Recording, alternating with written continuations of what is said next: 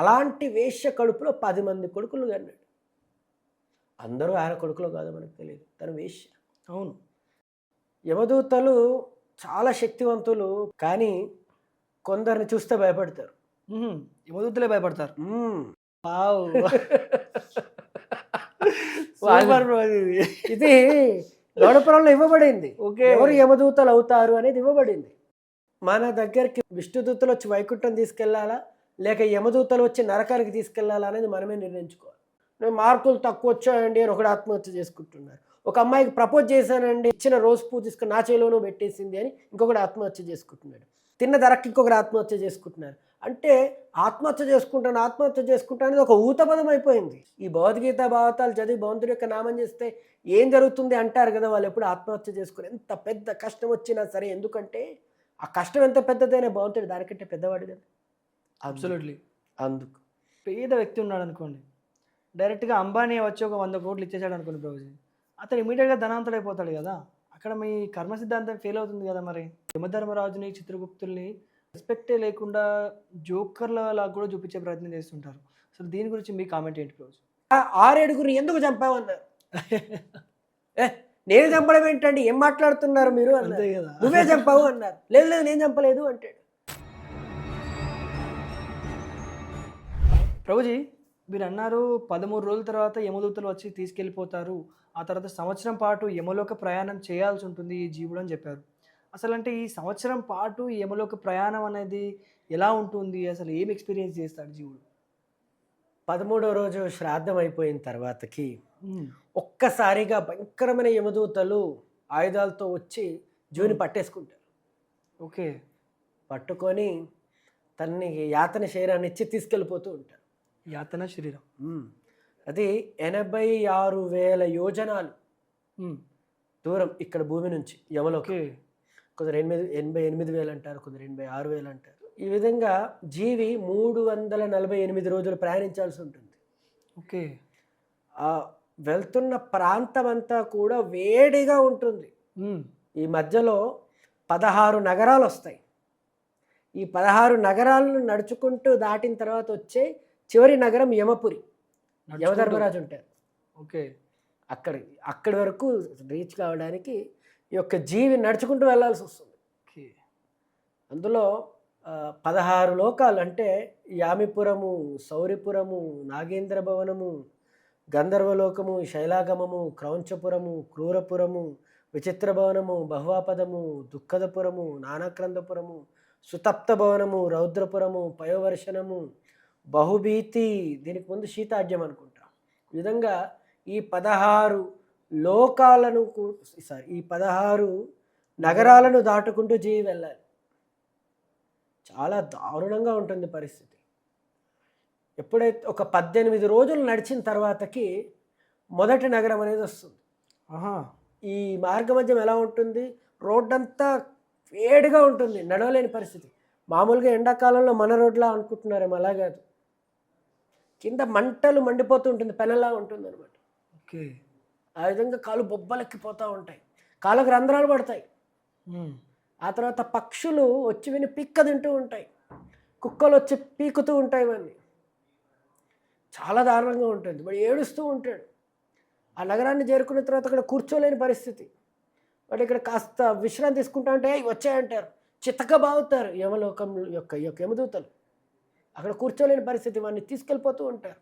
ఎక్కడ నిలబడలేడు, కూర్చోలేడు, కాలు కాలుతూ ఉన్నాయి, పక్షులు పీక్క తింటూ ఉన్నాయి, కుక్కలు వచ్చి కరుస్తూ ఉన్నాయి, యమదూతలు కూడా కొడుతూ ఉన్నారు వాడిని. ఈ విధంగా ఉంటుంది వాడి పరిస్థితి. ఆ తర్వాత కాస్త ముందుకెళ్ళిన తర్వాత కనీసం ఏ దానము చేయలేదు, ఏ పురాణము చదవలేదు, ధర్మకార్యాలు చేయలేదు, ఎందుకు నేను ఇంత దారుణం చేశాను, ఇప్పుడు నా పరిస్థితి ఏమైంది అనుకుంటూ విలపిస్తూ ఉంటాడు. అప్పుడు అలా విలపిస్తూ, ఏడుస్తూ, రోదిస్తూ వెళ్తూ ఉంటాడు. ఏంది అసలు ఏం మంచి పనులు చేయలేదు ఏంటి, దానివల్లే కదా నాకు ఈ కర్మ అని చెప్పేసి. అంటే దానగుణము, ముఖ్యంగా దానగుణం గురించి మొదట అనుకుంటాడు, అయ్యే దానం ఏం చేయలేదు అని. ఈ దానగుణం అనేది తగ్గిపోతుంది అందరిలో. ఏ రకమైన దానాలు చేయలేని వారి పరిస్థితి ఇలాగే అవుతుంది అనమాట. అంటే సింబాలిక్గా, అంటే అర్థం కావడానికి చెప్తున్నాను. సత్యయుగంలో జనాలు వీలైనంతగా భగవంతుని యొక్క సేవకు వినియోగించారు వాళ్ళ ధనాన్ని. కానీ త్రేతాయుగానికి వచ్చిన తర్వాత కాస్త అధర్మం పెరిగింది కాబట్టి త్రేతాయుగంలో మనిషి ఏం చేశాడు, ఒక వృత్తాన్ని గీసి వృత్తం మధ్యలో కూర్చొని సంపాదించిన డబ్బంతా గాల్లోకి ఎగిరేసి స్వామి వృత్తంలో పడిందంతా నీకు, బయట పడిన చిల్లర నాకు అన్నాడు. అవును.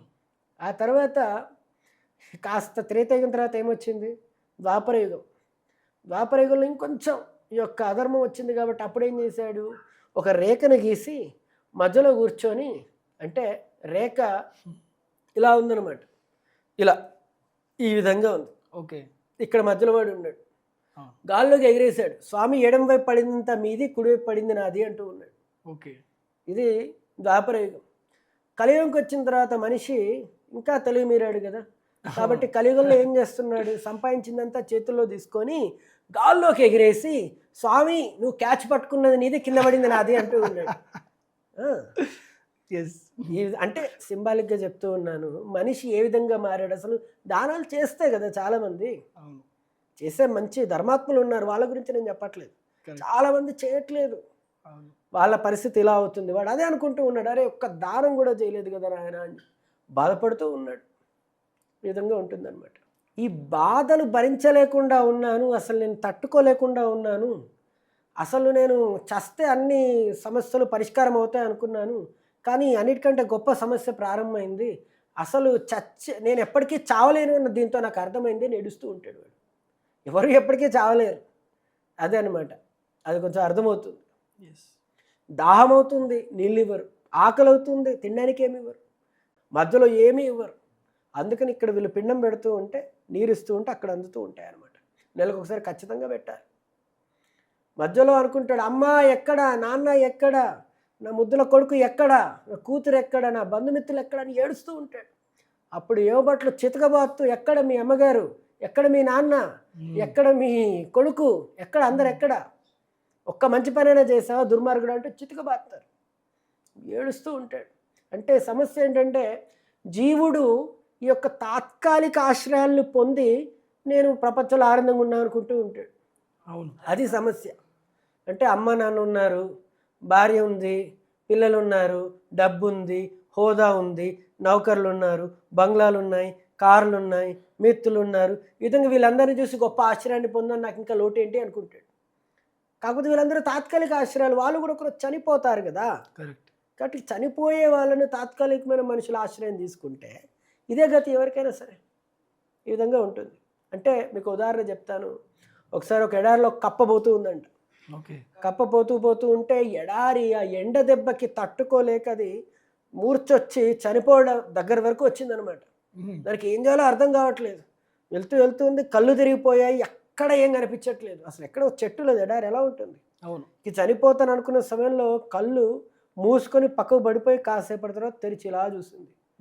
చూశాక ముందట కాస్త నీళ్ళలా కనిపించింది, అమ్మయ్య అనుకొని వెళ్ళి నీళ్ళలో ఉంది. అమ్మ ఇంతటి ఎడారిలో నీడ దొరికింది, సంతోషం అనుకొని దేవుడా బతికిపోయాను అనుకొని ఆ నీడలో ఉంది కప్ప. ఓకే. కాసేపటికి ఆ నీడ కదులుతూ ఉంది మెల్లగా ఇలా. ఓకే. ఏంటా అని ఇలా వెనక్కి చూస్తుంది, అది పాము నీడ. ఓకే. ఇప్పుడు మీరు చెప్పండి, పాము నీడే కదా. అవును. ఎడారిలో నీడ దొరికితే కప్ప బతుకుతుంది. అవును, దొరికింది నీడ. అవును. కానీ ఎవరి నీడ? పాము నీడ. ఇప్పుడు ముందు నుయ్యి వెనక గొయ్యి, ముందుకెళ్ళినా సరిపోతుంది, వెనక పాము ఖచ్చితంగా మింగేస్తుంది. అవును. ఇది జీవుని యొక్క పరిస్థితి ప్రపంచంలో. ఇప్పుడు ఆ నీడ ఆశ్రయాన్ని పొంది నేను బాగున్నాను అనుకుంటే ఎలా? కప్ప మోసపోతుంది. అదేవిధంగా మనము ఎవరైతే చనిపోబోతూ ఉన్నారో అలాంటి వాళ్ళ ఆశ్రయాన్ని పొందకూడదు. మనం ఆ యొక్క దేవదేవుడు శ్రీకృష్ణ భగవాన్ యొక్క ఆశీర్వాదం కావాలి మనకి, ఆయన యొక్క ఆశ్రయాన్ని తీసుకోవాలి మనం. అందుకే శ్రీపాద శంకరాచార్యుల వారు కూడా చెప్తారు, భజ గోవిందం భజ గోవిందం గోవిందం భజ మూఢమతే మూర్ఖుడా. నువ్వు జీవితం అంతా దాన ధర్మాలు చేయట్లేదు, మంచి పనులు చేయట్లేదు, భక్తి చేయట్లేదు, నామం పలకట్లేదు, అసలు నీకు ఏ ఆశ్రయము లేదు. నువ్వు అనుకుంటూ ఉన్నావు నీకు అన్న ఆశ్రయాలు ఉన్నాయని, నీకు ఏ ఆశ్రయము లేదు, చనిపోయే సమయంలో తెలుస్తుంది నీకు అన్నట్టుగా ఆయన ఏం చెప్తున్నా. అందుకే భజ గోవిందం గోవిందం భజ మూఢమతే, గోవిందుడి నామాలు పలుకునాయన అని చెప్తూ ఉన్నాడు ఆయన. కానీ పలకని వారి పరిస్థితి ఏంటి? ఇదే అనమాట. విధంగా తాత్కాలిక ఆశ్రయాలు పొందకండి, శాశ్వతమైన ఆశ్రయం భగవంతుని యొక్క పాదార విందాలను పట్టుకోండి. అప్పుడు అది గొప్ప ఆశ్రయం అవుతుంది. శాశ్వత ఆనందం భగవంతుని సేవలో మనకు లభిస్తుంది. ఇలా మనం దీన్ని అర్థం చేసుకోవాలి. అంతేకాకుండా ఇది మనం జీవుడి గురించి చెప్పుకుంటూ ఉన్నాం. అవును. ఆ ఎంబట్లు చెప్తూ ఉన్నారు, ఎక్కడ మీ అమ్మ ఎక్కడ మీ నాన్న అని. ఇంకా అనుకుంటూ ఉంటాడట జీవి, మా భార్య చాలా ప్రేమతో మంచి మాటలు చెప్తూ మంచి మంచి కూరలు చేసి నాకు దగ్గరుండి వండి పెడుతూ ఉండేది, పడక సుఖాన్ని ఇచ్చేది. ఇప్పుడు చూడు వీళ్ళు ఇక్కడ చితకబాత్తూ ఉన్నారు, ఏం చేయాలో తెలియట్లేదు. మా అబ్బాయి నాకు కాళ్ళు ఒత్తుతూ ఉండేవాడు, దగ్గరుండి సేవలు చేస్తూ ఉండేవాడు, వీళ్ళు చేస్తున్నారు ఇంకొక రకమైన సేవలు, తట్టుకోలేకపోతూ ఉన్నాను అని. సేవకులు ఉండేవారు, చెప్పగానే అన్ని పనులు చేసేవాళ్ళు. ఈ విధంగా అన్నిటినీ తలుచుకుని కుమిలి కుమిలి కుమిలి ఏడుస్తూ ఉండేవాడు. ఈ విధంగా ఉంటూ ఉండగానే కాస్త ముందుకెళ్తూ ఉండగానే అక్కడ యొక్క వైతరణి నది అనేది వస్తుంది. 6 నగరాలు దాటిన తర్వాత వస్తుంది. ఓకే. అక్కడ వైతరణి నది అంటే ఎలా ఉంటుందో తెలుసా? చీము, నెత్తురు, బొక్కలు దారుణంగా ఉంటుంది, వాటితో నిండిపోయి ఉంటుంది. మామూలుగా చిన్న చీము ఒంటి పైన చూస్తే ఎలాగో అనిపిస్తుంది. అవును. ఆ చీము, రక్తము, బొక్కలు వీటితో నిండిన నది ఎలా ఉంటుంది? ఊహించుకోవడానికే అసలు చాలా దారుణంగా దారుణంగా ఉంది. ఆ తీరంలోకి వెళ్ళగానే కంపు వాసన వీడు తట్టుకోలేని పరిస్థితి. అక్కడ ఈ పడవ దాటించే వాళ్ళు కొందరు వస్తారు, వచ్చి నీవు గోదానం చేసి ఉన్నట్లయితే నీ జీవితంలో నిన్ను పడవ మీద తీసుకెళ్తా, కానీ నువ్వు గోదానం చేయలేదు అనుకో నిన్ను నీళ్ళల్లో తీసుకెళ్తా. కానీ వీడు ఆలోచించుకుంటే నేను గోదానం చేయలేదు, వాళ్ళు చూసుకుంటారు వీడు చేశాడా లేదా అనేది లెక్కలు. గోదానం చేయని వాడిని నీళ్ళల్లో ముంచి తీసుకెళ్తూ ఉంటారు. అంటే ఆ చీము నెత్తురు దాంట్లోనే. ఓకే. దారుణంగా ఉంటుంది వాడి పరిస్థితి. కానీ ఎవరైతే గోదానం చేశారో వాళ్ళని పడవ మీద తీసుకెళ్తారు వైతరణి నది మీద, వాళ్ళకి సమస్య ఉండదు. ఈ విధంగా ఉంటుంది. ఆ తర్వాత అక్కడి నుంచి ఇంకా ముందుకెళ్తూ ఉంటే దీనికి ముందే అనుకుంటే ఒక నగరం వస్తుంది. అక్కడ ఎప్పుడు రాళ్ళు పడుతూనే ఉంటాయి, అది నడుస్తూ వెళ్ళాలి. రాళ్ళు పడుతూనే ఉంటాయి పైనుంచి, అక్కడే నడుస్తూ ఉండాలి. కింద కాలుతూ ఉంటుంది, పైనుంచి రాళ్ళు పడుతూ ఉంటాయి, అలా వెళ్తూ ఉండాలి. ఇంకాస్త దూరం వెళ్ళాక భయంకరమైన వర్షం, ఒక్కో బిందువు కూడా చాలా పెద్ద పెద్దగా ఉంటుంది, కుదేలైపోతూ ఉంటాడు. ఇంకాస్త దూరం వెళ్ళిన తర్వాత భయంకరమైన వేడి, తట్టుకోలేడు. ఇంకాస్త దూరం వెళ్ళిన తర్వాతకి భయంకరమైన చలి. ఈ విధంగా ఉంటాయన్నమాట. కానీ ఆయనకి ఎక్కడా సమయాన్ని ఇవ్వకుండా కొట్టుకుంటూ తీసుకెళ్తూనే ఉంటారు. సంవత్సరం మొత్తం భయంకరంగా ఉంటుంది. ఈ విధంగా వెళ్ళాలన్నమాట. ఆ తర్వాత సంవత్సర కాలం అయిన తర్వాత 348 రోజుల సుదీర్ఘమైన ప్రయాణం తర్వాత, ఎన్నో బాధలు అనుభవించిన తర్వాత అక్కడ యమపురి కనిపిస్తుంది, యధర్మరాజు యొక్క నివాసం. ఆ నగరంలో ఆ పక్కకే చిత్రగుప్తుడు ఉంటాడు. ఎన్నో నివాసాలు ఉంటాయి అక్కడ, యమరాజు యొక్క అనుచరులు వీళ్ళందరూ కూడా. ఆ విధంగా సో ఈ విధంగా జీవి యొక్క ప్రయాణం అనేది కొనసాగుతూ ఉంటుంది. 1 సంవత్సరం దాటిన తర్వాత ఈ యొక్క యమపురికి చేరడం జరుగుతుంది. ఎన్నో విషయాలు ఉన్నాయి, కానీ అన్నీ చెప్పుకుంటే ఇంకా ఎక్కువ అవుతుందని చెప్పట్లేదు. ఓకే ప్రభుజీ, అసలు ఎవరి ఊహ కందని విషయాలు ప్రభుజీ ఇవన్నీ కూడా. అంటే నిజంగా ఇన్ని జరుగుతాయా అన్న అవేర్నెస్ కూడా చాలామందికి ఉండదు. అంటే ఈ విషయాలని, మీరు చెప్పే విషయాలని వింటుంటే అసలు ఎనర్జీ ఇట్లా, అంటే అఫ్కోర్స్ భయం కూడా గ్రాడ్యువల్గా ఇట్లా పెరుగుతుంది. అట్లనే ఇంకా తెలుసుకోవాలనే ఉత్సాహం కూడా చాలా పెరుగుతుంది ప్రభుజీ. ఇంకా మళ్ళీ అడగచ్చా క్వశ్చన్స్? ఇంకా అడుగుదాం, పర్లేదు.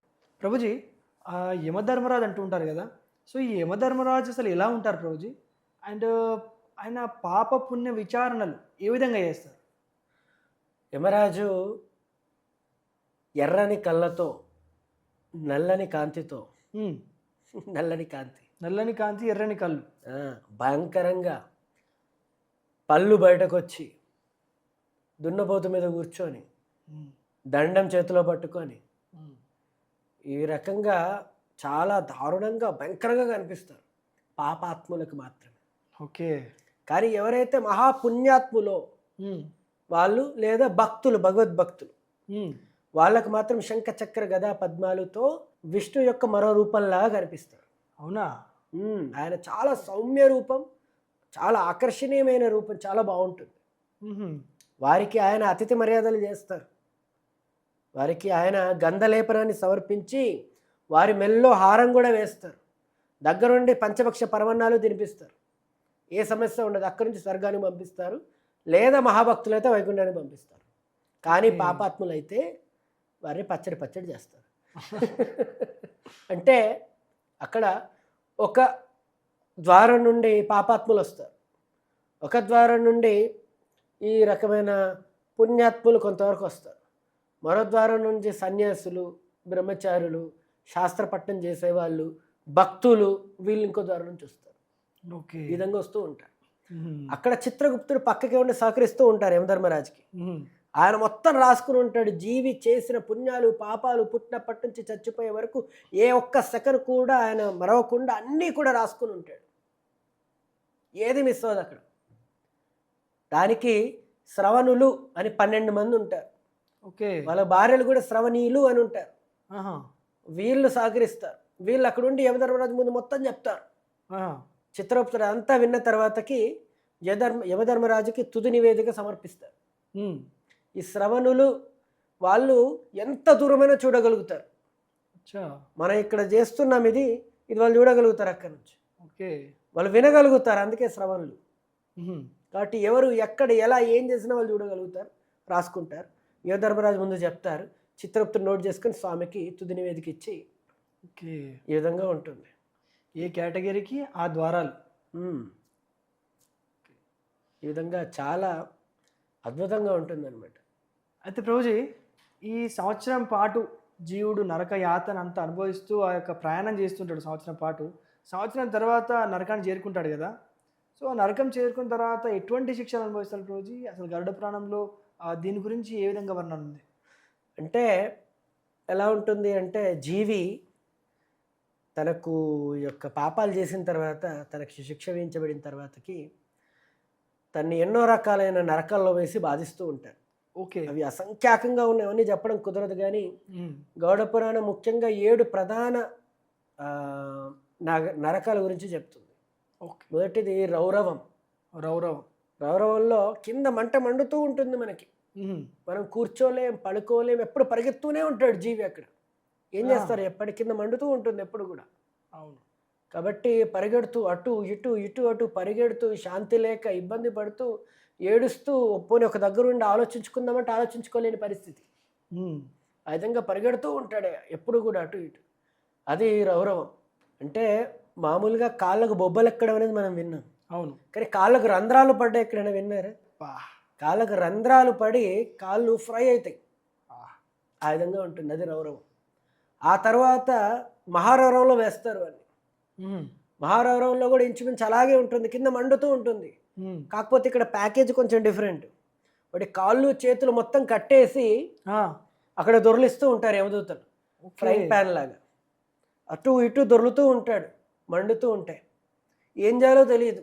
ఈ మధ్యలో గద్దలు, కాకులు, గుడ్లగూమలు, పెద్ద పెద్ద దోమలు, తోడేళ్ళు, కుక్కలు ఇవన్నీ వచ్చి కరిచి ఇవన్నీ పిక్క తింటూ ఉంటాయి. మూడవది అతిశీతం.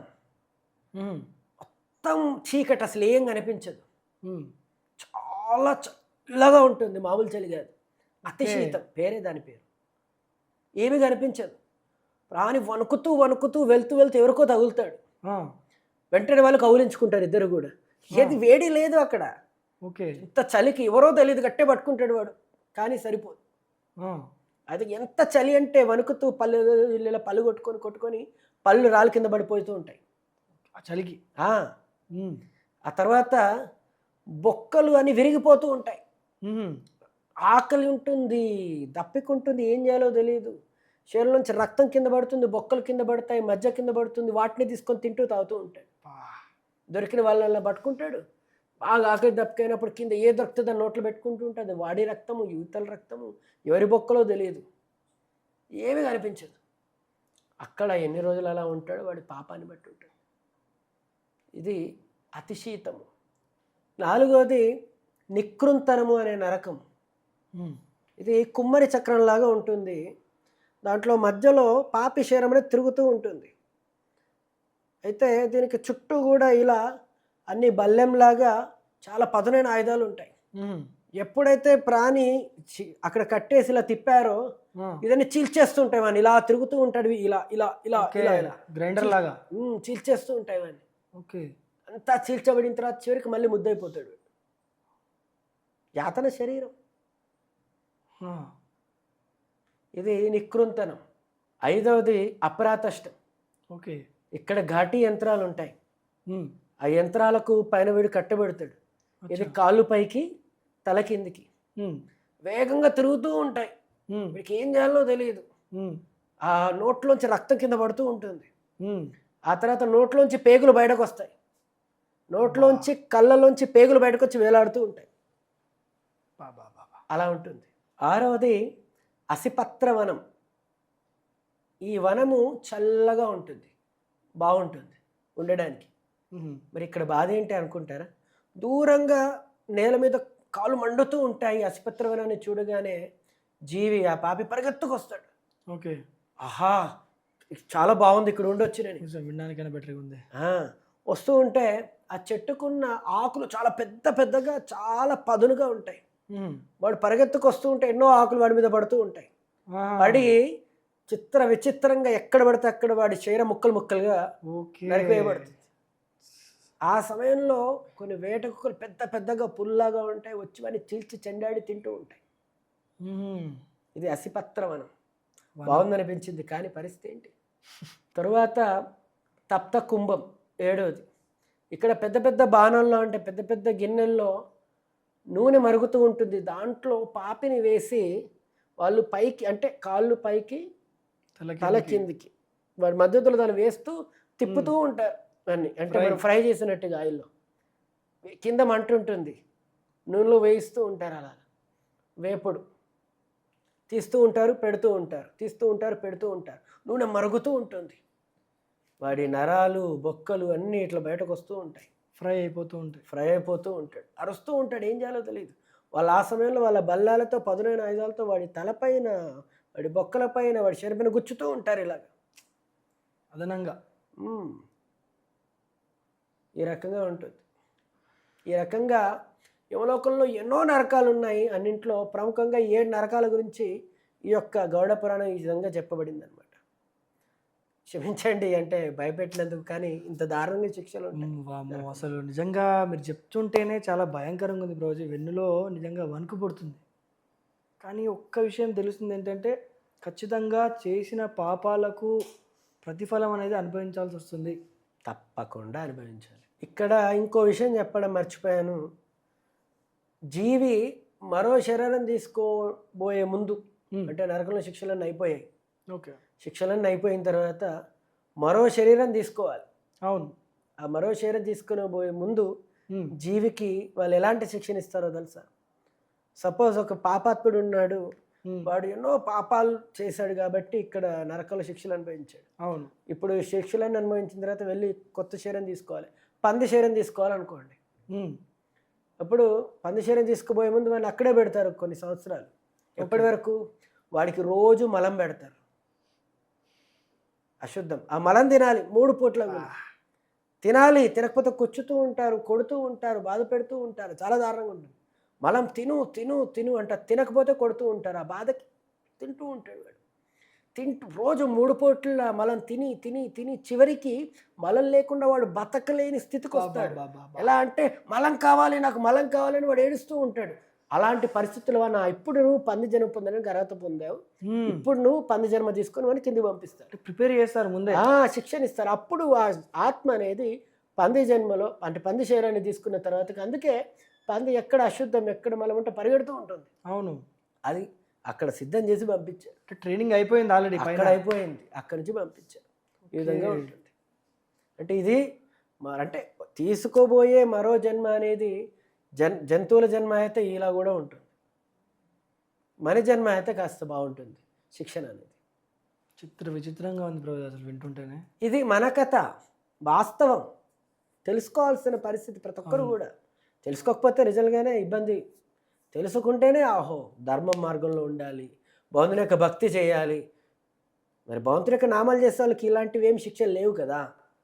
ఇది మనం అర్థం చేసుకోవాలి. అంటే యమదూతలు అంటున్నారు, అంటే చిన్నప్పటి నుంచి యమదూతలు అనే వాళ్ళని టీవీలో చూడడమే తప్ప అసలు వాళ్ళ గురించి అసలు ఒరిజినల్గా యమదూతలు ఎలా ఉంటారు, వాళ్ళ వర్ణన, వాళ్ళ రూపం ఏ విధంగా మెన్షన్ చేసింది గరుడ పురాణంలో, వాళ్ళ గురించి ఏమైనా ఉందా ప్రజలు? యమదూతలు చెప్పాలంటే గరుడ పురాణంలో చాలా చోట్ల వాళ్ళు వస్తారు, ప్రత్యేకించి ఈ ప్రేతకాండంలో, ధర్మకాండంలో. ఓకే. వాళ్ళు లేకుండా నరకం నడవదు కదా. అవును. అయితే ఈ యమదూతలు చాలా భయంకరంగా ఉంటారు, ఉమ్, ఆయుధాలు ధరించి ఉంటారు, ఉమ్, వికృత రూపాలను కలిగి ఉంటారు. ఉమ్, కొందరు పచ్చగా ఉంటారు, ఉమ్, కొందరు నల్లగా ఉంటారు, ఉమ్, కొందరు పొడుగ్గా ఉంటారు, ఉమ్. కొందరు పొట్టిగా ఉంటారు, ఆహా, కానీ దారుణంగా ఉంటారు. ఓకే. వీళ్ళందరూ కూడా ఈ యొక్క యమలోకానికి పాపిని తీసుకెళ్లే క్రమంలో భాగంగా దారుణమైన శిక్షలు విధిస్తారు. యమలోకంలో పాపపుణ్య విచారణ జరిగిన తర్వాత నరకంలో కూడా శిక్షలు విధిస్తూ ఉంటారు. అవును. వీళ్ళందరూ కూడా యముడి యొక్క అనుచరులు అన్నమాట. ఓకే. అయితే ఈ వీళ్ళందరూ ఎవరు అని చాలామంది అడుగుతూ ఉంటారు. ఓకే. ఎవరంటే యమలోకంలో చాలా కాలం ఎవరైతే శిక్షలు పడి పడి పడి అక్కడే ఉండి ఆహా, కొనసాగించడానికి ఎవరికైతే వంశము లేదో ఓకే. వాళ్ళను లోపల లోపల రిక్రూట్ చేసుకుంటారు. వాళ్ళే వావ్. వాళ్ళు- సూపర్ బ్రో ఇది. ఇది గౌడపురంలో ఇవ్వబడింది. ఓకే. ఎవరు యమదూతలు అవుతారు అనేది ఇవ్వబడింది. ఓకే. వాళ్ళు చాలా కాలం శిక్షలు పడి పడి పడి పడి అక్కడే ఉండి, అంటే ఇక తర్వాత వాళ్ళు కొనసాగించడానికి వంశం కూడా లేక వాళ్ళు అక్కడే ఉన్న తర్వాత వాళ్ళకి వాళ్ళ ఇష్టంతో యమదూతలు అనే యొక్క జాబ్ అనేది వాళ్ళు పొందగలుగుతారు. కాంట్రాక్ట్ జాబ్ రెగ్యులర్ అయినట్టు. అలా అనుకో, అంటే కాంట్రాక్ట్ ఎక్కడ చెప్పండి, వాళ్ళు బాధపడుతున్నారు కదా, కరెక్ట్. జాబ్ ట్రైనింగ్ లేదు అక్కడ. Yeah yeah yeah. అలా కాదు. అయితే ఒకటి ఏంటి అంటే నార్మల్గా ఎవరినైతే ఆయన ఉద్యోగంలోకి తీసుకుంటే వాళ్ళకి శిక్షణ ఇవ్వాలి రైట్ రైట్. ఆ జాబుకు సంబంధించి. అవును. కానీ వీళ్ళకి ఆల్రెడీ రకరకాలైన బాధలు చితక బాధారు, అన్నీ తెలుసు ఏ శిక్షలు ఏంటని అన్ని ఆల్రెడీ అనుభవించున్నారు. ఎస్, కాబట్టి వీళ్ళ శిక్షణ అయిపోయింది ఆల్రెడీ. కరెక్ట్. డైరెక్ట్ మీకు మేమేం చేసామో వచ్చే పాపలకు అదే చేయండి. ఓకే. ఇది యమదూతలు అన్నమాట. కానీ ఎవరైతే వస్త్రాలు ఆభరణాలను దానం చేస్తారో యమదూతలు, ప్రత్యేకించి ఈ సంవత్సర ప్రయాణకాలం ఉంది జీవి యమరాజు యమపురికి వెళ్ళే దారి ఆ ఒక సంవత్సరంలో, అక్కడ యమదూతలు కొంత ఇబ్బంది పెట్టకుండా కర్ణమాలు అవుతారు.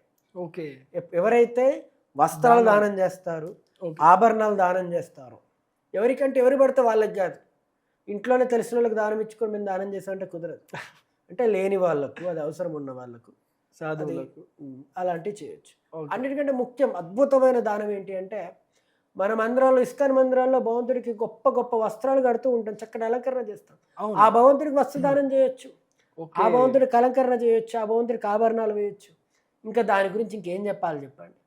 ఎవరికో చేసే బదులు భగవంతుడికి చేస్తే ఇంకా బాగుంటుంది కదా. కాబట్టి అలా చేస్తే అది భక్తి అవుతుంది. వాళ్ళు అసలు యమరాజు యమభట్లను చూడడమే అవసరం ఉండదు వాళ్ళకి. Wonderful project. అంటే ఇక్కడ ఇంకో విషయం కూడా చెప్పుకోవాలి మనం. యమదూతలు చాలా శక్తివంతులు, పాపాత్ములు అయితే కథ ఇక వాళ్ళను దారుణంగా ఇబ్బంది పెడుతూ ఉంటారు. ఓకే. కానీ కొందరిని చూస్తే భయపడతారు. యమదూతలే భయపడతారు. ఓకే. శ్రీమద్ భాగవతం 6వ స్కందం 3వ అధ్యాయం 29వ శ్లోకం అనువాదం. అక్కడ సాక్షాత్తు యమధర్మరాజు యమదూతలకు చెప్తూ ఉన్నారు, మీరు కొందరి దగ్గరికి అసలు వెళ్ళకండి, వాళ్ళ గురించి ఆలోచించకండి అన్నారు. ఎలాంటి వారు? ఎవరైతే శ్రీకృష్ణ భగవాన్ యొక్క దివ్యనామాలు వాళ్ళ నాలుకను ఉపయోగించి ఉచ్చరిస్తూ ఉన్నారో, భగవంతుని యొక్క నామాలు చేస్తూ ఉన్నారో వాళ్ళ దగ్గరికి అస్సలు వెళ్ళకండి అన్నారు. ఎవరైతే శ్రీకృష్ణ భగవాన్ యొక్క పాదార విందాలు తమ హృదయంలో స్మరిస్తూ ఉన్నారో వాళ్ళ దగ్గరికి అస్సలు వెళ్ళకండి అన్నారు. ఎవరైతే శ్రీకృష్ణ భగవాన్ యొక్క సేవ చేస్తూ ఉన్నారో అస్సలు వాళ్ళ దగ్గరికి వెళ్ళకండి అన్నారు. ఎవరైతే వాళ్ళ తలను భగవంతునికి ముందు సాష్టాంగంగా ప్రణామం చేయడానికి ఉపయోగిస్తూ ఉన్నారో, తలను ఉపయోగించి, వాళ్ళ దగ్గరికి అస్సలు వెళ్ళకండి అన్నారు. అంటే భగవద్భక్తుల దగ్గరికి అస్సలు వెళ్ళకండి అని చెప్పారు. అంటే కేవలం పాపల జోలికే వెళ్ళండి, భగవద్భక్తుల జోలికి అస్సలు వెళ్ళకండి అంటారు. అసలు గూస్ బంప్స్ వస్తున్నాయి. ఒక అద్భుతమైన కథ ఉంది యమదూతలకు సంబంధించి, వింటారా? తప్పకుండా రోజీ, ప్లీజ్ చెప్పండి. ఒక బ్రాహ్మణుడు ఉండేవాడు. ఆ బ్రాహ్మణుడు 88 ఏళ్ళ వయసులో చనిపోవడానికి సిద్ధంగా ఉన్నాడు. ఓకే. చనిపోవడానికి సిద్ధంగా ఉన్నాడు. ఆ సమయంలో ఈ యొక్క యమదూతలు ఆయన యొక్క ప్రాణాన్ని హరించి తీసుకెళ్ళడానికి వచ్చారు అక్కడికి. ఓకే. ఎప్పుడైతే వీళ్ళు వచ్చారో వాళ్ళని చూసి ఆయన భయపడిపోయి గట్టి గట్టిగా అరవడం మొదలుపెట్టాడు. ఏమరిచాడు? దగ్గరే ఆయన యొక్క చిన్ని కొడుకున్నాడు, ఆయనకు 10 మంది కొడుకులు. ఓకే. అంటే ఆ వయసులో కూడా ఒక చిన్న పిల్లోడు ఉన్నాడు ఆయనకు. అంటే అందరికంటే చిన్న పిల్లోడు. ఆ అబ్బాయి పేరు నారాయణ. ఓకే. అయితే ఎప్పుడైతే ఈ భయంకరమైన యమదూతలను చూశారో వెంటనే ఈ అజామిళుడికి వెన్నులో వణుకు పుట్టి భయంతో ఏం చేయాలో తెలియక నారాయణ నారాయణ ఇటు రారా, నారాయణ ఇటు రారా అనుకుంటూ గట్టి గట్టిగా అరిచాడు. వాళ్ళ అబ్బాయిని పిలుస్తున్నాడు చిన్నపిల్లని. వాళ్ళ అబ్బాయినే పిలుస్తున్నాడు నారాయణ అని, నారాయణ. ఇంకా భగవంతుని కాదు. ఎస్. కానీ ఎప్పుడైతే ఈ అజామిళుడు పాపాత్ముడు, చాలా పాపాలు చేశాడు, ఈయన నారాయణ నారాయణ అని అరిచాడు పిల్లాన్ని ఉద్దేశించి, వెంటనే అక్కడికి దివ్య తేజస్సు కలిగి గొప్ప శక్తివంతులైన కొందరు దూతలు వచ్చారు. ఓకే. వాళ్ళ చేతుల్లో ఖడ్గం ఉంది, శంఖచక్ర గదా పద్మాలతో ఉన్నారు వాళ్ళు. వాళ్ళు ఈ యొక్క యమదూతలు వేసిన మరణ పాశాన్ని ఛేదించారు, కట్ చేశారు. అప్పుడు యమదూతలు ఆశ్చర్యపోయారు, ఎవరు వీళ్ళు ఇంత అందంగా ఆకర్షణీయంగా అద్భుతంగా ఉన్నారు, ఏంటా తేజస్సు ఏంటా అందం, అసలు వీళ్ళు ఎప్పుడు చూడలేదే అనుకున్నారు. వాళ్ళు ఎవరో కాదు, విష్ణుదూతలు. ఎప్పుడైతే ఈయన పిల్లాన్ని ఉద్దేశించి నారాయణ నారాయణ అని అరిచాడో అప్పుడు వెంటనే విష్ణుదూతలు వచ్చేసారు, మా స్వామిని పిలుస్తూ ఉన్నారు. మా స్వామి నామం శరణం పొందాడు ఎప్పుడు? మరణ సమయంలో. మరణ సమయంలో స్వామి నామాన్ని పిలిచాడు కాబట్టి ఆ జీవిని కాపాడడం మా కర్తవ్యమని వెంటనే వచ్చేసి ఆ యొక్క యమపాశాన్ని ఛేదించి ఇతరుని మీరు తీసుకెళ్ళకూడదు, ఇతడు సర్వపాప విముక్తుడయ్యాడు అని వాళ్ళు చెప్పారు. వెంటనే యమదూతలు చెప్పారు, మీరెవరు, ఇతడు చాలా పెద్ద పాపాత్ముడు, ఇతడు చేయని పాపాలు లేవు తెలుసా అని అజామిళుడి కథ చెప్పారు. ఓకే. అజామిళుడు ఎవరు అంటే మంచి బ్రాహ్మణుడు, సద్బ్రాహ్మణ కుటుంబంలో పుట్టిన మంచి బ్రాహ్మణుడు. తాను అన్ని సద్గుణాలే ఉన్నాయి. కానీ ఒకరోజు అడవిలో కర్రలు తీసుకురావడానికి వెళ్ళినప్పుడు అక్కడ ఒక శూద్రుడు ఒక అమ్మాయిని కౌగులించుకొని ముద్దులు పెడుతూ ఉంటే చూశాడు. ఆ విధంగా ఇద్దరు కౌగులించుకొని అలా తిరుగుతూ ఉంటే చూసి చలించిపోయిన మనస్సుతో ఏం చేయాలో తెలియక కామ వికారంతో బాధపడిపోయి మదన పడిపోయి అదే దృశ్యాన్ని మళ్ళీ మళ్ళీ ఆలోచించేసాగాడు, రివైండ్ చేసుకున్నాడు. ఆ తర్వాత అనుకున్నాడు, ఇంట్లో ఆయనకు అందమైన భార్య ఉంది, కానీ ఆమెను తన్ని తరిమేశాడు, తల్లిదండ్రులు తన్ని తరిమేశాడు. ఆ యొక్క వేశ్యను తీసుకొచ్చి ఇంట్లో పెట్టుకున్నాడు భార్యలాగా, ఆమెను సేవించేసాగాడు. అంటే యమదూతలు చెప్తూ ఉన్నారు విష్ణుదూతలకి, ఆమె మొత్తం తిన్న తర్వాత మిగిలింది ఆయన తినేవాడు. ఆమె తాగేది, మద్యపానం చేసేది అనమాట దానికోసం. అంటే తను మద్యపానం చేసేది, మాంసాహారం తినేది, తనకు ఎన్నో ఆభరణాలు కావాలి, ఈ విధంగా ఎన్నో రకాలుగా తనకు డబ్బు కావాలి తను పోషించడానికి. కాబట్టి ఈ సద్బ్రాహ్మణుడు ఏం చేశాడు, దొంగతనాలు చేయడం మొదలుపెట్టాడు, హత్యలు చేయడం మొదలుపెట్టాడు ఆ డబ్బుల కోసం, తను పోషించడం కొరకు. రకరకాల పాపాలు చేశాడు తన్ను పోషించడానికి. అలాంటి వేశ్య కడుపులో 10 మంది కొడుకులు కన్నాడు. అందరూ ఆయన కొడుకులు కాదో మనకు తెలియదు, తను వేశ్య. అవును.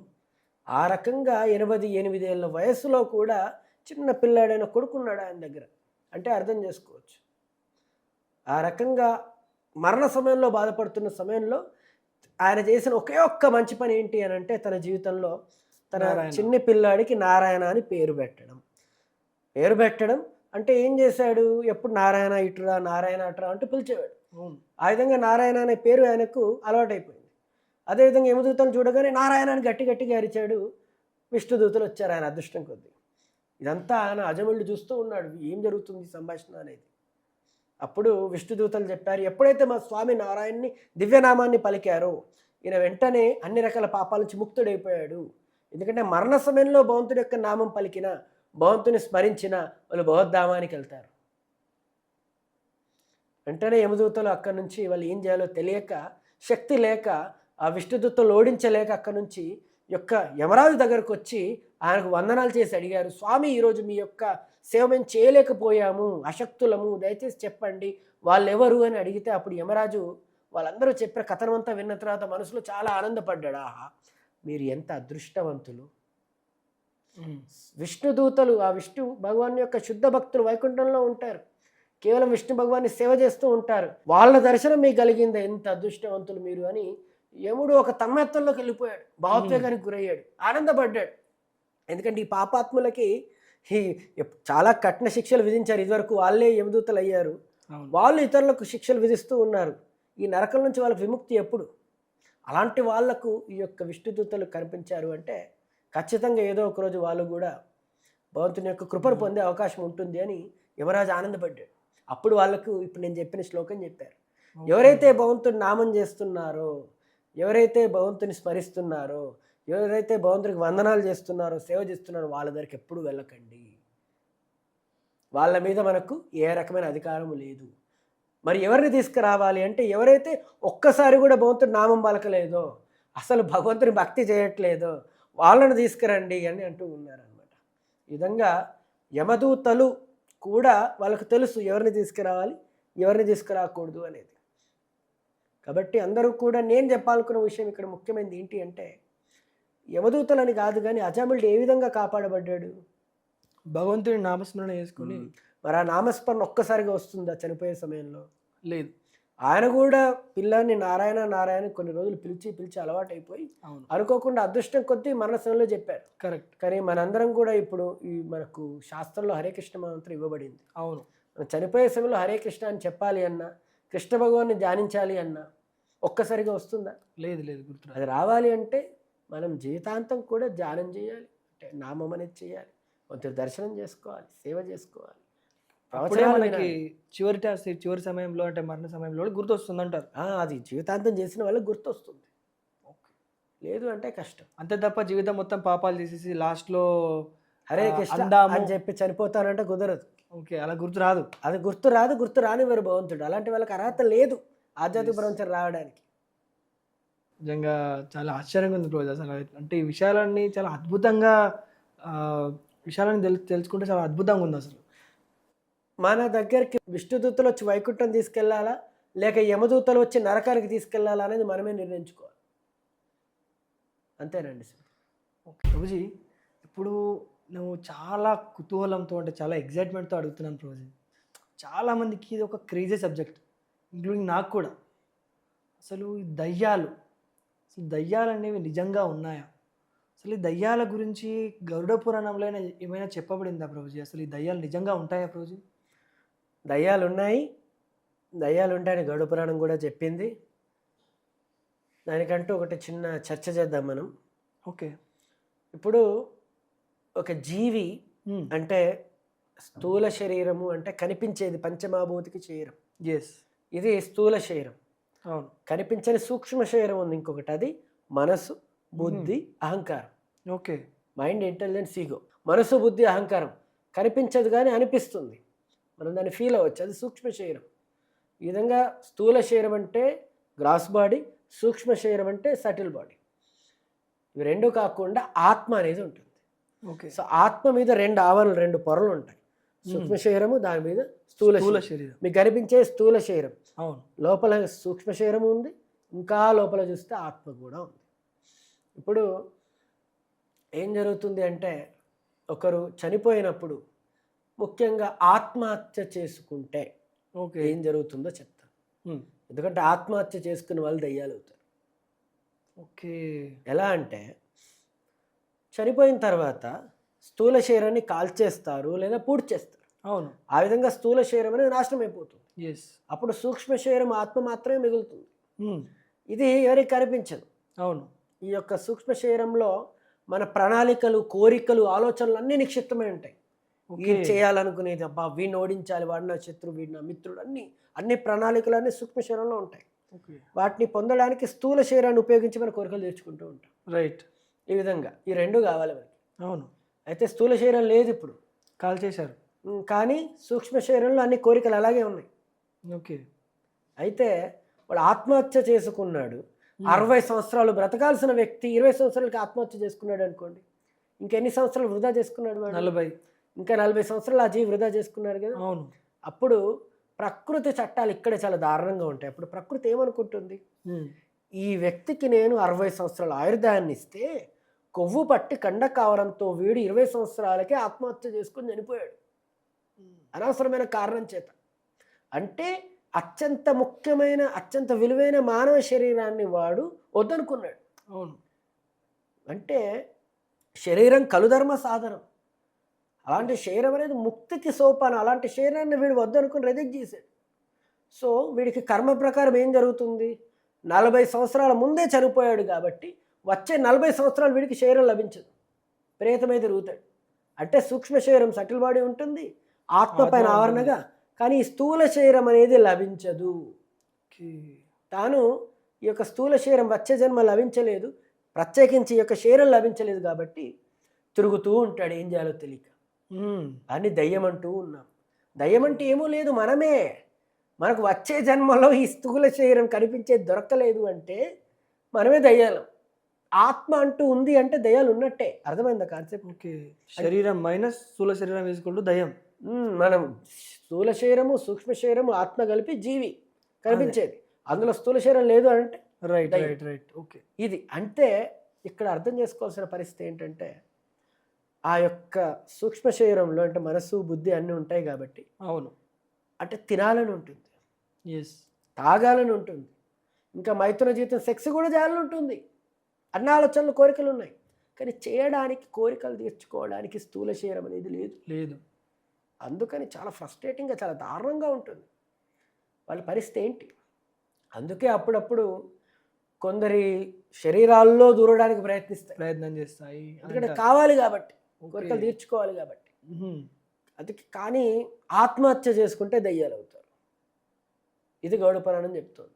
కాబట్టి ఆత్మహత్య చేసుకోవడం ఎంత దారుణమైన కష్టం వచ్చినా, ఇబ్బంది వచ్చినా, ఏం జరిగినా సరే ఆత్మహత్య చేసుకోకండి, అస్సలు చేసుకోకండి. మన భక్తులు అందుకే ఎంత ఇబ్బంది వచ్చినా ఎవరు ఆత్మహత్య చేసుకున్నారు, ఎందుకంటే ఈ ఆత్మజ్ఞానం ఉంది కాబట్టి.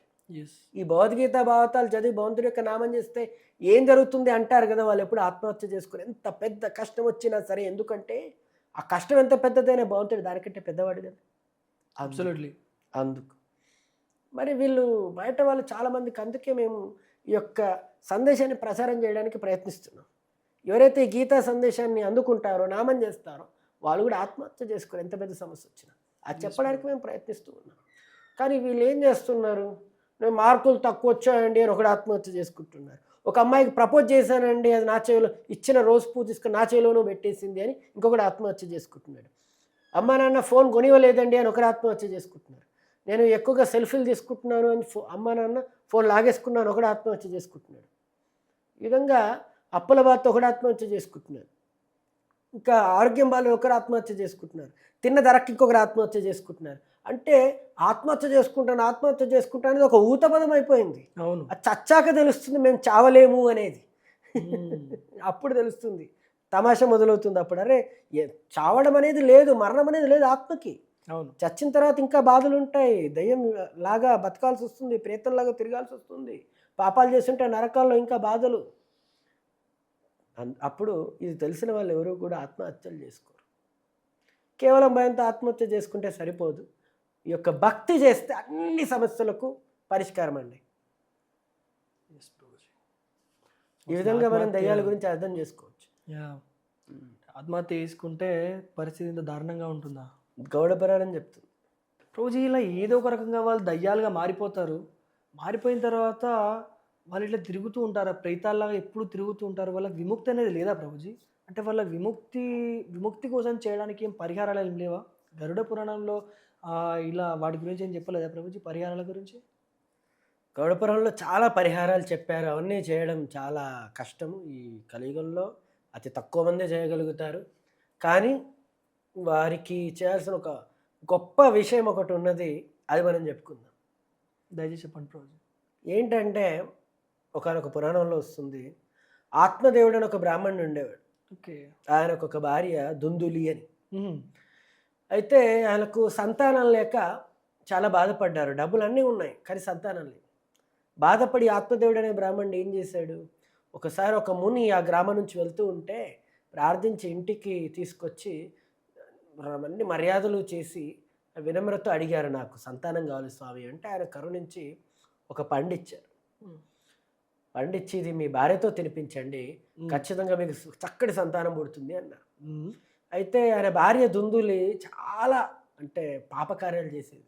తను ఇప్పుడు అది తినడం వల్ల నాకు గర్భం వస్తే ఎవరు దాలుస్తారు, అంటే పిల్లాడు పుట్టడం చాలా బాధాకరంగా ఉంటుందని విన్నాను నేనని చెప్పేసి తను అది తినకుండా ఇంట్లోనే ఉన్న ఆవుకి ఇచ్చేసింది. ఆవుకి తినబెట్టింది ఆ యొక్క ఫలం, ఆ పండు, ఆ మహిమాన్వితమైన ఫలం ఆవు తినింది. తనేం చేసింది, తను నిజంగానే తనకు గర్భం వచ్చినట్టుగా తను నటించింది భర్త ముందు.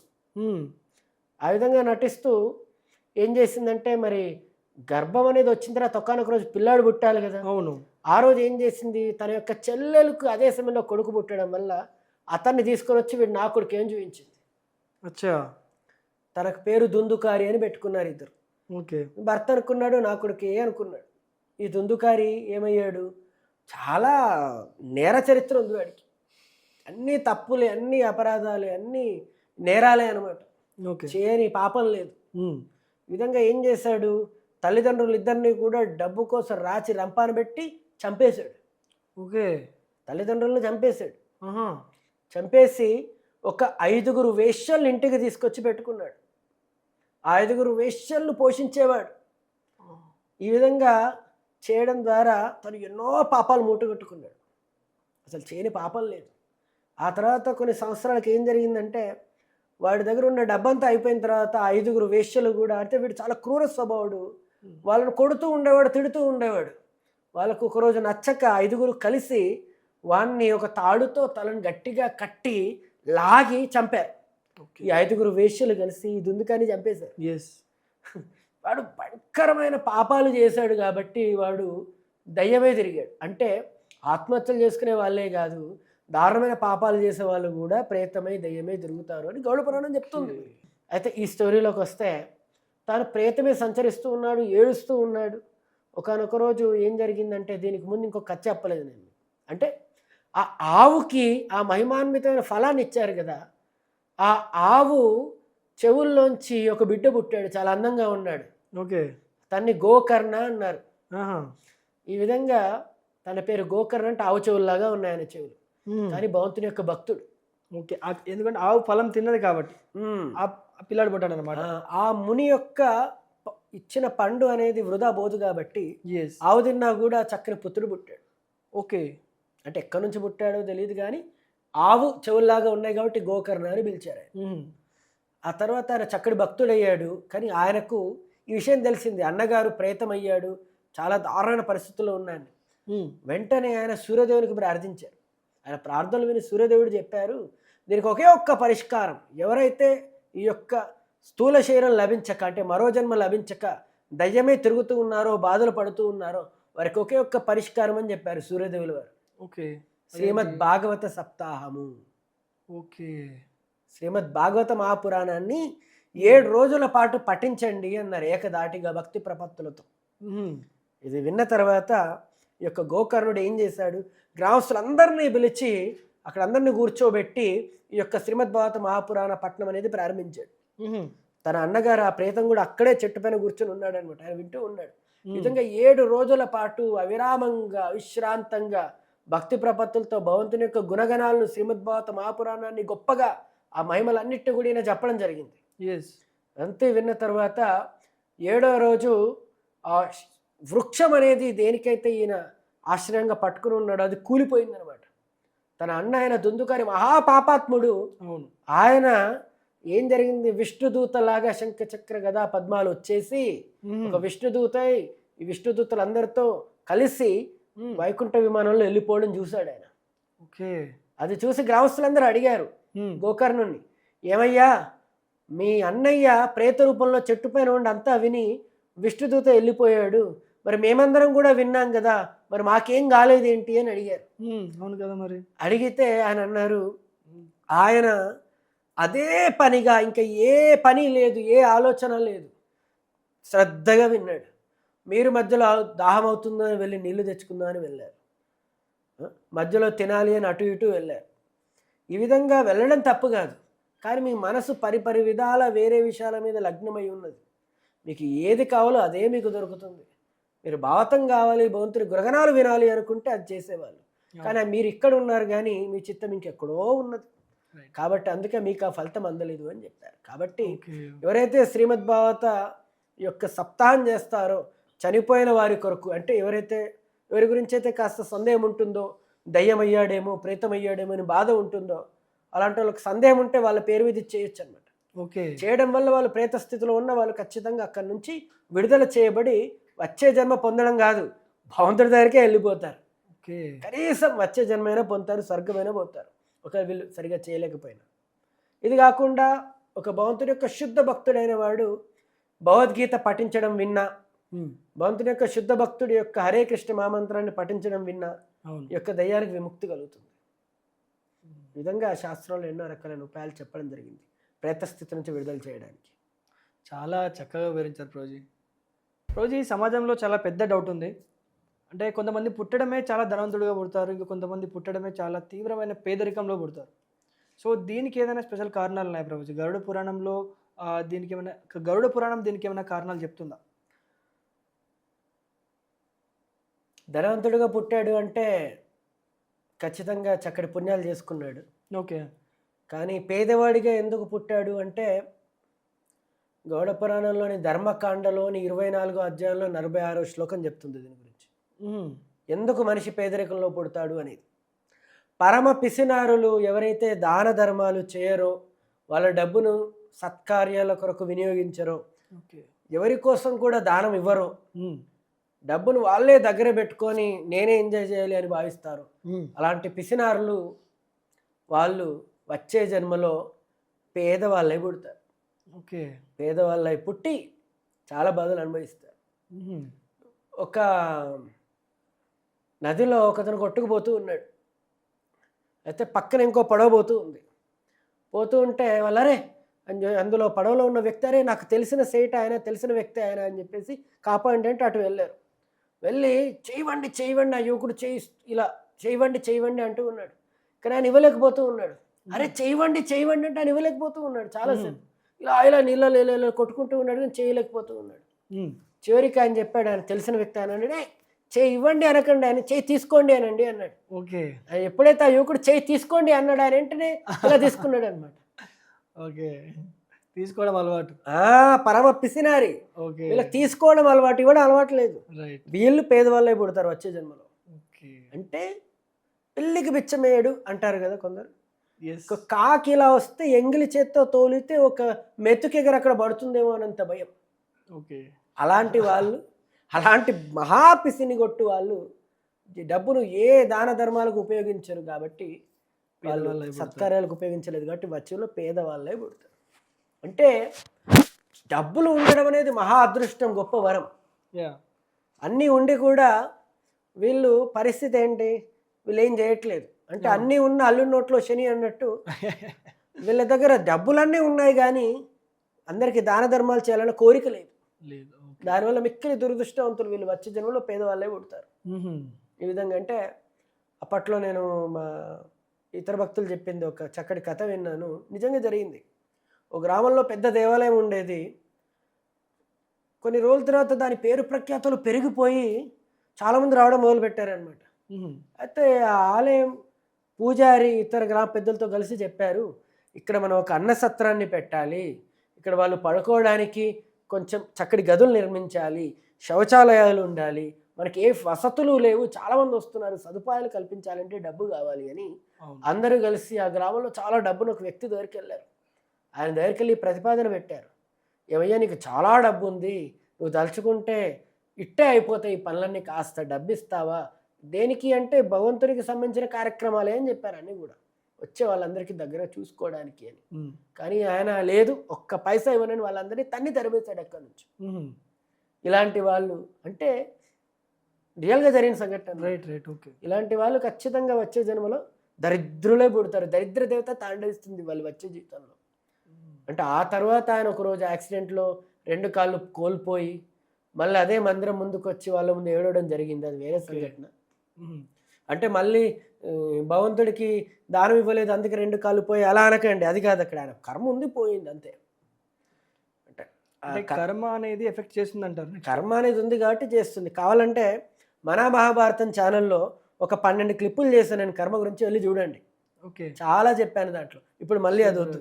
ఇప్పుడు ఈ విధంగా కర్మ వల్ల వాడు ఏ దాన ధర్మాలు చేయలేదు కాబట్టి, మహా పిసినారి కాబట్టి వాడు వచ్చే జన్మలో ఏం జరుగుతుంది, వాళ్ళకి పేదరికంలో పుడతారు.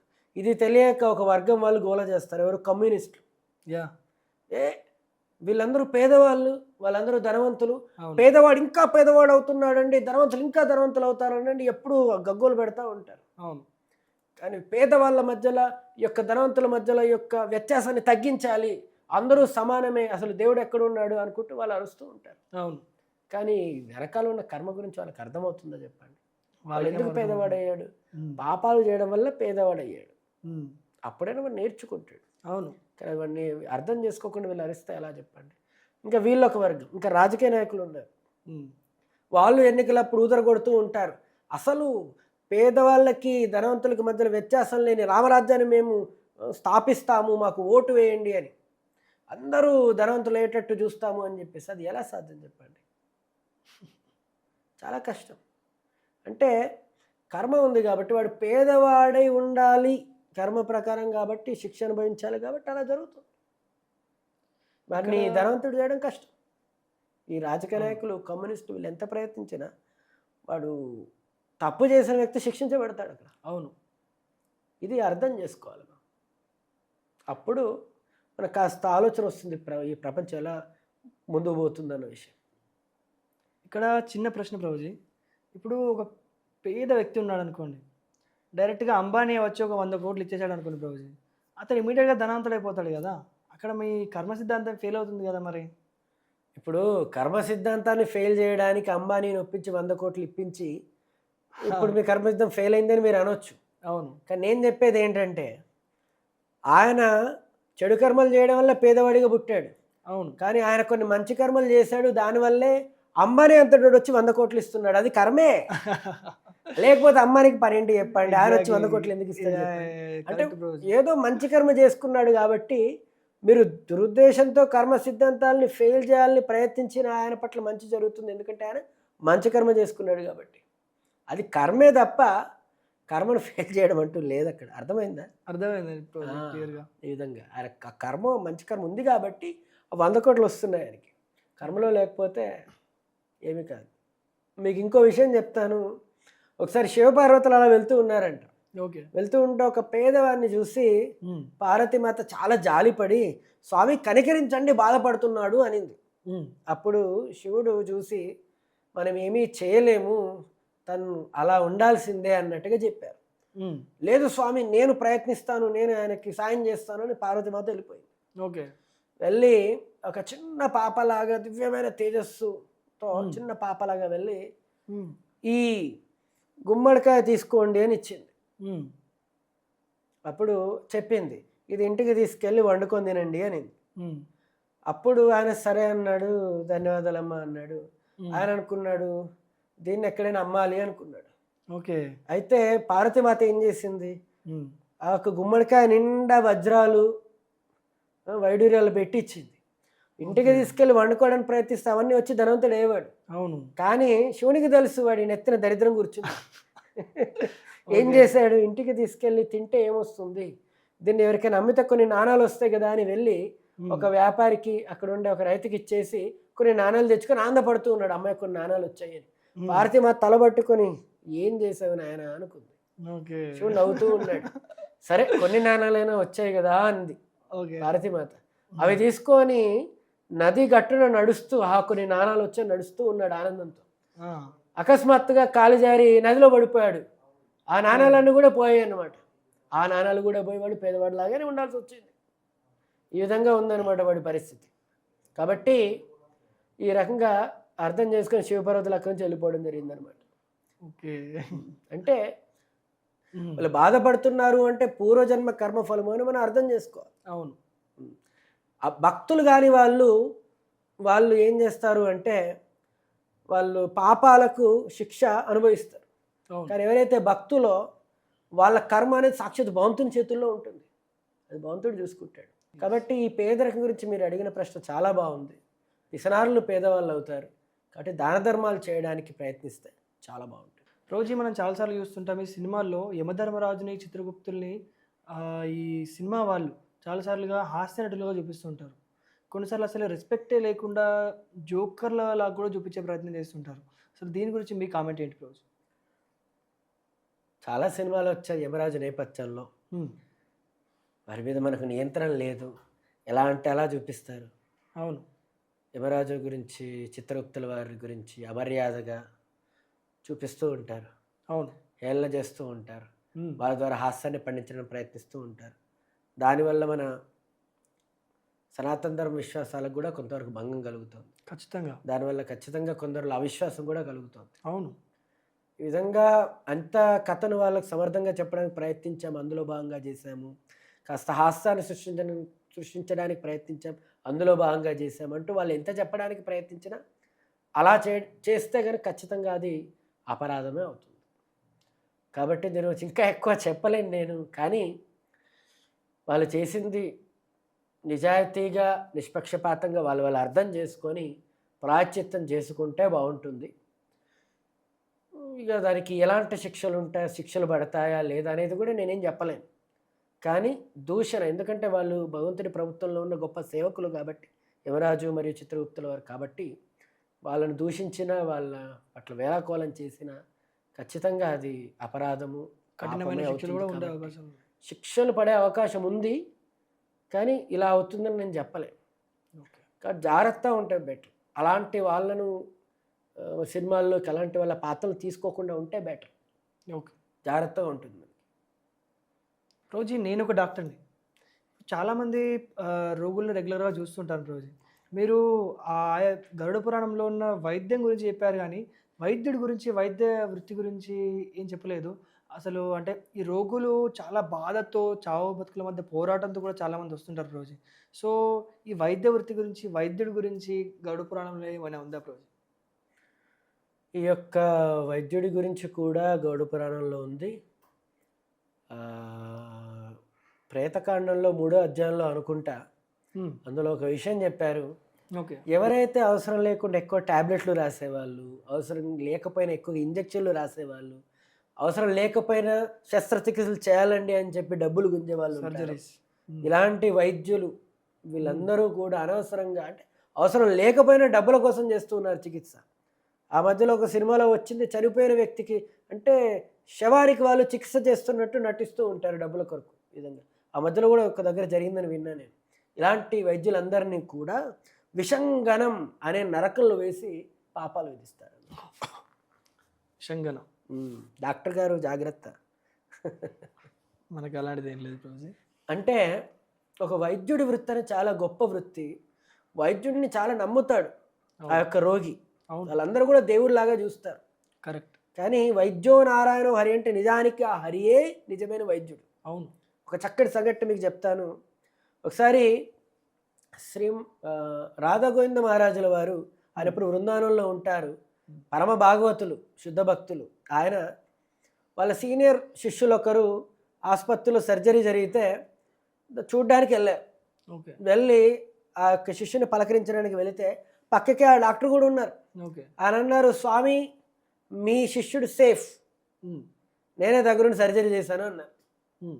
ఆయన శ్రీకృష్ణ భగవాన్ని కృప మనపై ఉంది అనుకున్నాడు. స్వామి నేను సర్జరీ చేశాను, శ్రీకృష్ణ భగవానుడు కాదు అన్నారు. అదేనండి మీరు సర్జరీ చేశారు కానీ భగవంతుడి కృప ఉంది అందుకే ఆయన బతికాడు అన్నాడు. రైట్. స్వామి నేను కష్టపడి చేసిన సర్జరీని ఆ భగవంతుడికి అండగడుతూ ఉన్నారు, ఇది న్యాయమా అన్నారు. అప్పుడు మారదుల వారు నవ్వి, మీరు చేశారండి కానీ భగవంతుడి కృప ఉంటే ఆయన బతికాడు కదా అన్నారు. కరెక్ట్. అప్పుడు ఆయన అన్నారు, లేదు లేదు భగవంతుడు ఉన్నా నేను ఒప్పుకుంటాను, కానీ నేను కష్టపడి సర్జరీ చేస్తాను బతికాడు. మీరు ప్రధానికి ఎంత భగవంతుడు ఉన్నాడు నేను ఒప్పుకుంటాను, కానీ ప్రధానంలోనూ భగవంతుని తీసుకొచ్చి మేము పడ్డ కష్టనంతా ఆయనకు ధర వస్తుంటే కాస్త చూసి వినడానికి కష్టంగా ఉంటుందండి అన్నారు. అప్పుడు మహారాజుల వారు ముసిముసి నవ్వి ఆయన దగ్గరికి వచ్చి, ఏమండి అంతా మీరే చేశారు భగవంతుడు చేయలేదా అంటే అవునని అన్నారు. అప్పుడు ఆయన దగ్గరకు వచ్చి అడిగారు, మీరు ఇప్పటి వరకు ఎంతమందిని బతికించారు శస్త్రచికిత్సలు చేసి అన్నారు. ఆయన గర్వంగా కనీసం ఒక 60 మంది పైగా అన్నాడు. అంతమంది మీరు శస్త్రచికిత్సలు చేస్తే బతికారంటే అవును అన్నారు. ఓకే. మరి అవన్నీ మీరే చేశారు భగవంతుడు కాదు కదా అన్నారు. అవును నేను చేయడం వల్ల వాళ్ళు బతికారు అన్నారు. సరే అప్పుడప్పుడు శస్త్రచికిత్సలు వికటించి కొందరు చనిపోతూ ఉంటారు కదా, కరెక్ట్, మరి వాళ్ళు ఎంతమంది అన్నారు. కుహమోం కాస్త తిప్పుకుని ఒక 6-7 ఉంటారు, వాళ్ళు తప్పలేదు అన్నారు. ఒక 6-7 ఉన్నారు, వాళ్ళు చనిపోయారా అంటే అవునండి చనిపోయారు, అది సరిపోలేదు, ప్రయత్నించాం అన్నారు. అప్పుడు మరదల వారు అన్నారు, మరి 6-7 ఎందుకు చంపావు అన్నారు. నేను చంపడం ఏంటండి, ఏం మాట్లాడుతున్నారు మీరు అన్నారు. నువ్వే చంపావు అన్నారు. లేదు లేదు నేను చంపలేదు అంటాడు. అప్పుడు మరదల వారు అన్నారు, మీరు శస్త్రచికిత్స చేసినప్పుడు బ్రతికితే మీరు బ్రతికించినట్ట, మీరు శస్త్రచికిత్స చేసి చనిపోతే మీరు చంపనట్టు అంటే ఎవరు చంపారంటే భగవంతుడు చంపాడు అన్నాడు. మరి భగవంతుడు వాళ్ళని చంపితే బ్రతికించింది కూడా ఆయనే కదా. అంతే కదా. చనిపోయినప్పుడు భగవంతుడు చంపితే బ్రతికినప్పుడు కూడా భగవంతుడి వల్లే బ్రతికాడు అనాలి కదా. ఏమోనండి నాకు తెలియదు అన్నాడు ఆయన భయపడిపోయి ఒక్కసారిగా. అంటే ఎలా అర్థం చేసుకోవాలి అంటే దీన్ని మనం భగవంతుడి చేతిలో పనిముట్టు. అందుకే వైద్యో నారాయణం హరి అంటే ఆ భగవంతుడి యొక్క కృప ఉంటే వాడి కర్మను అనుసరించి బ్రతుకుతారు. వైద్యుడు కష్టపడవచ్చు కానీ బ్రతకాల వద్ద అనేది వాడి కర్మను బట్టి ఉంటుంది. ఈ విధంగా అర్థం చేసుకోవాలి. కాబట్టి వైద్యుని యొక్క ఆలోచన విధానం ఎలా ఉండాలంటే నేను భగవంతుడి చేతిలో పనిముట్టును, నిజమైన డాక్టర్ ఆయనే అని అర్థం చేసుకోవాలి. నిజం ప్రభుజీ, నిజంగా ఇది ప్రతి ఒక్క డాక్టర్ తెలుసుకోవాల్సిన విషయం ప్రభుజీ. ఖచ్చితంగా. మీరు ఇన్ని సంవత్సరాలుగా ఈ శాస్త్రాలు చదువుతూ వాటిపైన రీసెర్చ్ చేస్తున్నారు కదా. సో మీకు పర్సనల్గా ఈ గరుడ పురాణంలో నచ్చిన అంశం ఏంటి ప్రభుజీ? గరుడ పురాణంలో 13వ అధ్యాయంలో అనుకుంటా 2 చక్కని శ్లోకాలు వస్తాయి. అక్కడ ముసలితనం రాకముందే, శరీరం వ్యాధుల బారిన పడకముందే, శారీరక అవయవాలు వాటి పటుత్వాన్ని అంటే ఆరోగ్యాన్ని కోల్పోకముందే నువ్వు ధర్మం చేయి అని ఈ గరుడ పురాణం అనేది చెప్తుందనమాట. ఓకే. ఇది అంటే ఎప్పుడు చేయాలని? యంగ్గా ఉన్న యవ్వనంలోనే చేయండి అని చెప్తూ ఉందన్నమాట. రైట్. అంటే వరాపురాణంలో కూడా ఒక చక్కని శ్లోకం ఉంది. భగవంతునికి శరణాగతి ముసలితనంలో కాదు, ఆరోగ్యంగా బాగున్నప్పుడే చేయాలని అది కూడా చెప్తుందనమాట. దీన్ని బట్టి మనకి ఏమర్థమవుతుంది? ఇది నాకు బాగా నచ్చింది. అంటే గరుడ పురాణంలో గురించి చెప్పబడింది కదా, ముందే చెప్పాను. ఆ విధంగా మరి భక్తి అనేది ఎప్పుడు చేయాలి అంటే శరీరం అంతా సహకరించినప్పుడే, అంటే యవ్వనంలోనే చేస్తే బాగుంటుంది. ఒకసారి ఒకతను శ్రీల ప్రభుల వారి వద్దకు వచ్చారు, ఇస్కాన్ సంస్థాపకాచార్యులు. ఆయన దగ్గరకు వచ్చి అంటే ప్రభుపాదుల వారు ప్రపంచమంతటా సనాతన ధర్మాన్ని ఆయన బోధించి యొక్క గీతాభావ సందేశాలు వ్యాప్తి చేయడం వల్ల ఎంతోమంది పాశ్చాత్య దేశీయులు యువకులు కూడా ఆయన శరణు పొందారు. అవును. ఆ విధంగా భారతదేశానికి వచ్చి చాలామంది సేవ చేశారు. ఈ విధంగా ఒక అబ్బాయి ఆయనతో పాటు ఉంటే వాళ్ళ నాన్న వచ్చి ప్రభుపాదుల వారి దగ్గరకు వచ్చి కాస్త అడిగాడు అనమాట, స్వామీజీ పిల్లాన్ని పంపించేయండి అన్నాడు. అప్పుడు ఆయన ఇంకేమన్నాడంటే 50-60లో చేయాల్సిన పని 20లో ఏంటండి, ఖచ్చితంగా ఈ సమయంలో పెళ్లి చేసుకోవాలి, పిల్లల్ని కనాలి, జాబ్ చేయాలి, అన్నీ చేసుకోవాలి. ఇప్పుడు ఏంటండి సన్యాసం, ఇదేం చేయకూడదు అన్నారు. ఓకే. అప్పుడు ప్రభుపాదుల వారు చూసి నవ్వి సరేనండి మీ పిల్లాన్ని తీసుకెళ్ళండి అన్నారు. ఓకే. అప్పుడు ఆయన ఆనందంతో థ్యాంక్ యూ అన్నారు. మీరు రండి అన్నారు. మీరు రండి అంటే నేను ఎందుకు అన్నారు, మీరే అన్నారు కదా 50-60 తర్వాత చేయాలి అని. మీ ఏజ్ 50 దాటిందని అప్పుడే చెప్పారు రాగానే నాకు. మీరు వచ్చి చేయండి, మీ పిల్లని పంపించేయండి అన్నారు. అమ్మో నేను చేయలేను అని అక్కడి నుంచి ఆయన వెళ్ళిపోయాడు అనమాట. అంటే జనాలు 60లో చేయాల్సింది 20లో ఎందుకంటారు, కానీ భక్తి చేయాల్సింది 20లో కూడా కాదు, మొత్తం 5 సంవత్సరాల వయసు ఎప్పటి నుంచి నీకు స్పృహ తెలుస్తుందో అప్పటి నుంచే చేయాలని చెప్తుంది. ఈ విధంగా అర్థం చేసుకోవాలి. ఇది నాకు గరుడ పురాణంలో బాగా నచ్చిన అంశం ఏంటంటే యవ్వనంలోనే ధర్మ కార్యాలు చేయాలి. అంటే పరోధర్మం, అన్నిటికంటే గొప్ప ధర్మం అనేది భాగవత ధర్మం కాబట్టి అది చేయాలనేది బాగా నచ్చింది అనమాట. వండర్ఫుల్ ప్రభుజీ. ప్రభుజీ, ఈ ముసలితనం వస్తే ఆటోమేటిక్గా వైరాగ్యం వస్తుందా ప్రభుజీ? అలా ఏమీ ఉండదు. ఇప్పుడు చిన్న గది తీసుకోండి, ఈ గదే ఉంది. ఒక నెల రోజులు దీన్ని శుభ్రపరచకండి, ఊడ్చకండి, తుడకండి, ఏం చేయకండి. నెల రోజుల తర్వాత ఈ గది ఎలా ఉంటుంది? మురికిగా ఉంటుంది, దుమ్ముదులతో నిండిపోయి ఉంటుంది. అవును. అంటే మనం ఏ రకమైన కూడా ఇక్కడ శుద్ధి అనేది చేయట్లేదు కాబట్టి దుమ్ముదులు అనేది పెరిగిపోతుంది. అవును. మరి ముసలి వాళ్ళు అయ్యేంత వరకు ఏ ధర్మకార్యాలు ఆచరించకుండా భక్తి ఏం అవసరం లేదండి 60లో చేద్దామండి అంటే 60 వరకు కూడా భక్తి చేయకుండా ఉంటే మనసు ఎలా ఉంటుంది? అప్పటికే మలినం అయిపోయి ఉంటుంది. అందుకే ముసలి వాళ్ళకి ఆటోమేటిక్గా వైరాగ్యం వస్తుంది అంటే అది వైరాగ్యం కాదండి, అది ఫ్రస్ట్రేషన్ అయిపోయి, అంటే ఈ యొక్క శరీరంలో ఇంద్రియాలు ఈ అవయవాలు ఏవి సహకరించక ఏం చేయలేక ఒక దగ్గర మూలం కూర్చొని ఉంటారు చాలామంది. దాని వైరాగ్యం అనుకోకూడదు. కొందరు ధర్మాత్ములు ఉన్నారు, వాళ్ళకి వైరాగ్యం వస్తుంది. కానీ ఈ వృద్ధావస్థ వల్ల ఏది సహకరించక ఒక మూలను కూర్చున్న వాళ్ళందరినీ వైరాగులు అనకూడదు. రైట్. అందరికీ వైరాగ్యం రాదు. అదే బ్రదర్, అంటే ఎందుకంటే సమాజంలో ఉన్న అతి పెద్ద అపోహ ఇది, ముసలితనంలో భక్తి చేయండి అనేది ఒక పెద్ద అపోహ. అప్పటి వరకు బ్రతకాలి కదండి. కరోనా కాలంలో ఎవరు ఎప్పుడు చనిపోతారో తెలియదు. కరెక్ట్. కాబట్టి స్పృహ తెలిసినప్పటి నుంచి భగవంతుని నామం చేసుకుంటూ ముందుకెళ్ళాలి. హరే కృష్ణ. ప్రభుజీ, ఇదంతా విన్న తర్వాత కూడా కొందరు ఉంటారు, అంటే మోడర్న్ జనరేషన్లో కొంతమంది ఉంటారు, ఇదంతా ఊరికే రాశారు, అదంతా ఏం జరగదు, అంత ఊరికే ఇదంతా అని అనుకుంటూ ఉంటారు ప్రభుజీ. సో వీళ్ళకి మీరు ఏం చెప్పాలనుకుంటున్నారు? అంటే ఇంత విన్న తర్వాత కూడా ఇదంతా కల్పితము, ఏదో మైథాలజీ అంటూ ఉంటారు. వాళ్ళ గురించే కదా! ఎస్ ఎస్ వాళ్ళకి ఎంత చెప్పినా చెవికెక్కదు. మరణ సమయంలో 1,00,00,000 తేళ్ళని చెప్పాను కదా! ఆ 1,00,00,000 తేళ్ళ బాధ అది వాళ్ళకి కలిగినప్పుడు అప్పుడు అర్థమవుతుంది తెలిసిందంటారు. ఇది కల్పితం కాదు అని. ఓకే. అంతేకాదు ఆ యమదూతలు వచ్చి లాక్కలుతూ ఉంటే నిస్సహాయ స్థితిలో అప్పుడు అర్థమవుతుంది ఇది కల్పితం కాదు అని. యమధర్మరాజు కళ్ళల్లోకి చూసి అని గద్దరిస్తూ ఉంటే, పాపాలన్నీ కూడా చిత్రగుప్తుడు చెబుతూ ఉంటే అప్పుడు అర్థమవుతుంది. యమదూతలు లాక్కెళ్ళి నరకంలో వాళ్ళకి శిక్షలు విధిస్తూ ఉంటే, చిత్రహింసలు పడుతూ ఉంటే అప్పుడు అర్థమవుతుంది ఇది కల్పితం కాదు అనేది. కాబట్టి వాళ్ళందరికీ నేను చేసే మనవి ఏంటి అంటే, దయచేసి ఇది కల్పితాలు అనుకోకండి. మీరు హరే కృష్ణ మహామంత్రాన్ని ప్రతిరోజు జపం చేయండి. ఒక 4 రోజులు చేసి చూడండి, ఎన్ని మార్పులు వస్తాయో గమనించండి. ఇది కల్పితం కాదని మీకే అర్థమవుతుంది. శాస్త్రంలో ఇచ్చిన ఇలాంటి సూచనలన్నీ పనిచేస్తాయన్న విషయం మీకు అర్థమవుతుంది. Yes Prabhuji. Call for action లాగా అడుగుతున్నాను ప్రభుజీ. మన దాస్ కా దర్బార్ ప్రేక్షకులకి మీరు ఈ ఎపిసోడ్ ద్వారా ఇవ్వాల్సిన చివరి సందేశం ఏంటి ప్రభుజీ?